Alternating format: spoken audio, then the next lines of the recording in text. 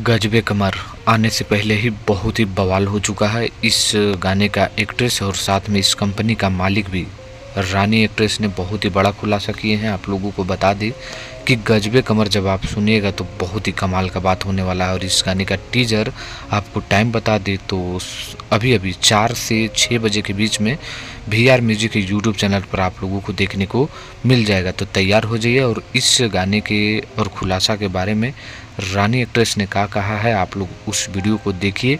और चैनल पर पहली बार विजिट किए होंगे तो चैनल को सब्सक्राइब करके हमसे जुड़ जाइएगा। आइए उस वीडियो को दिखाते हैं, देखिए आप। नमस्ते, प्रणाम। मैं हूँ रानी और कल आ रहा है मेरा video song super duper hit Khesari ji के साथ VR म्यूजिक से गजबे कमर। और उम्मीद करती हूँ कि आप लोग बहुत ज्यादा प्यार देंगे इस वीडियो को, जो कि कल सुबह रिलीज हो रहा है। तो आप लोग बिल्कुल देखना मत भूलिएगा और ढेर सारा अच्छे कमेंट्स करिएगा और वीडियो को बहुत ज्यादा प्यार कीजिएगा। धन्यवाद।